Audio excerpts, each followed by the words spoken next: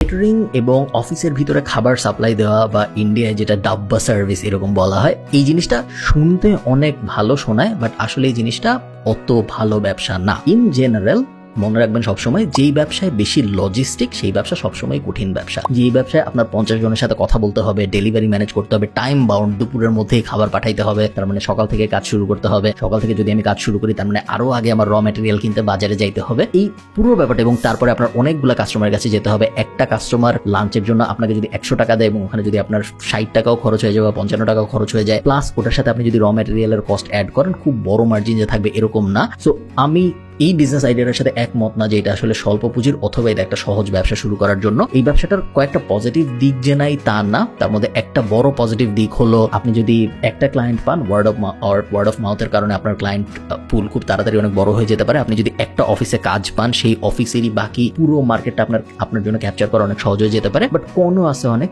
যেটা হলো খাবার এত ওয়াইডলি অ্যাভেলেবল সব জায়গায়, এবং বাংলাদেশের মানুষ ওইরকম ভাবেও স্বাস্থ্য সচেতন না, হেলথ কনসিয়াস না, যে হ্যাঁ আমার বাসার থেকেই খাবার এনে অন্য আরেকটা জায়গার থেকে একদম স্বাস্থ্যকর খাবারই আমার ডেলিভারি আসতে হবে অফিস এবং তারপরে আমি ওটা খাবো। জেনারেলি আমি অফিস কালচারে যা দেখেছি, ঢাকার মধ্যে বা বাংলাদেশের মধ্যে যেখানেই আপনার অফিস হোক, আপনার আশপাশে এনাফ ফুডের অপশন আছে। আপনি যদি খুবই হেলথ কনসিয়াস হয়ে থাকেন, সেই ক্ষেত্রে হয়তো আপনি বাসা থেকে খাবার নিয়ে আসবেন, অথবা আপনি হেলদি কোথাও থেকে অর্ডার দিবেন। এরকম একটা কেটারিং সার্ভিস থেকে রেগুলার মডেলে আপনি কেটারিং করতে যাবেন নাকি আমি ঠিক শিওর না বাংলাদেশের জন্য। ইন্টারন্যাশনালি যদি বলি, এই জিনিস কিন্তু মানুষ বাসায় বসেও করতেছে। সো বাসায় বসে করতেছে ইন দ্য সেন্স যে বাসায়ও অর্ডার দিচ্ছে, এমন না যে শুধু অফিসেই কেটারিং সার্ভিস যাচ্ছে, বাসায়ও যাচ্ছে। হ্যালো ফ্রেশ সহ অনেকগুলো কোম্পানি আছে যাদের পুরা বিজনেসটা দাঁড়াই আছে এই কনসেপ্টের উপর ভিত্তি করে যে আমি খাবার বানাবো অথবা আমি ইনগ্রেডিয়েন্ট রেডি করে তোমার বাসায় পাঠাবো এবং তারপরে তুমি তোমার বাসায় রান্না করবা। সো অফিসেও না, বাসায়। সো ইন্টারন্যাশনালি যে জিনিসটা হয়েছে সেটা বাংলাদেশেও হয়তো হবে, বাট এত লজিস্টিক হেভি এই বিজনেস যে আমি বলবো না এটা স্বল্প পুঁজির, এবং আমি ডেফিনেটলি এটাও বলবো না যে এটা সহজ। ইনফ্যাক্ট এটা আমার মতে সবচেয়ে কঠিন ব্যবসাগুলোর একটা।